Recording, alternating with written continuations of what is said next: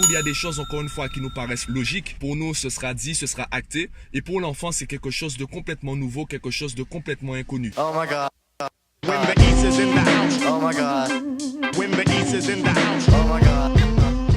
Yo, comme tu peux le constater, là, je m'apprête à me rendre à la salle de sport et je me suis rappelé d'une anecdote que j'ai vécue avec un parent. Je me suis dit, autant faire une vidéo très rapide avant de filer à la salle, donc je vais t'en faire part maintenant.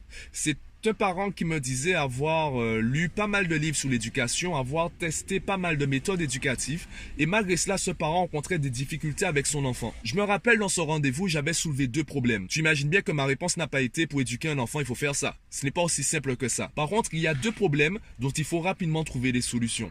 Le premier problème, c'est tu communiques depuis ton point de vue ou le point de vue de ton enfant. En communication, le plus important, c'est pas ce que tu dis. Le plus important, c'est ce que l'autre en face comprend. Un enfant de 10 ans, ça fait seulement 10 ans qu'il découvre le monde. Et quand je dis le monde, je parle aussi de la société. Cette société où il y a beaucoup de codes que seuls les adultes comprennent et même certains adultes ont du mal à les maîtriser. Donc un enfant de 10 ans, et ça fait seulement 10 ans qu'il apprend à se connaître, qu'il apprend à connaître les autres, qu'il apprend à connaître les codes de la société. Parfois, ce qui nous semble logique ne l'est pas du tout pour un enfant. Quand tu communique depuis le point de vue de ton enfant si tu veux être sûr qu'il comprenne ce que tu dis. Le deuxième problème, est-ce que tu es naturel quand tu fais les choses? Peu importe l'expert, si un expert te dit pour éduquer ton enfant tu dois faire ça, si tu ne crois pas en la méthode, ça sert à rien de forcer. Même si les enfants ne parlent pas avec des mots, ils communiquent. Ils communiquent et ils le ressentent. Ton enfant va ressentir que tu ne crois pas trop en ce que tu dis. Il y aura un décalage entre ce que tu vas dire et ce que l'enfant va faire. Pourquoi? Parce que ta posture, ton intonation, le choix de tes mots, ta façon d'exprimer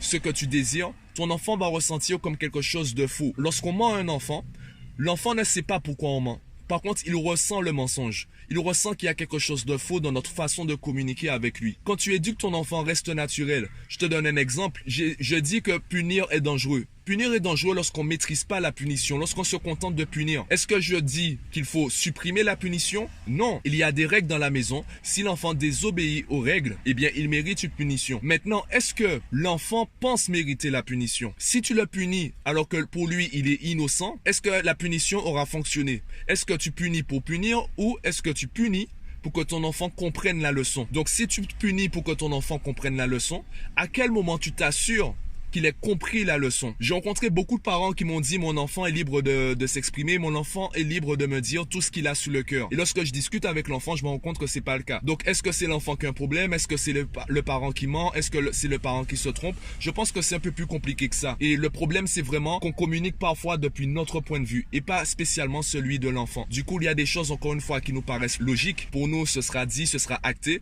Et pour l'enfant, c'est quelque chose de complètement nouveau, quelque chose de complètement inconnu. Donc, les deux problèmes auxquels tu dois trouver une solution, c'est déjà, ou du moins les deux solutions que tu dois adopter, c'est déjà t'assurer que tu communiques depuis le point de vue de ton enfant. La deuxième solution, c'est rester naturel. Si tu arrives à appliquer ces deux choses, bien tu verras que la relation que tu auras avec ton enfant va grandement s'améliorer. Je dis pas qu'elle sera parfaite, mais tu verras qu'il y aura des facilités de communication. Je répète la deuxième solution, rester naturel. Si tu commences à être impatient parce que les résultats n'arrivent pas, respire.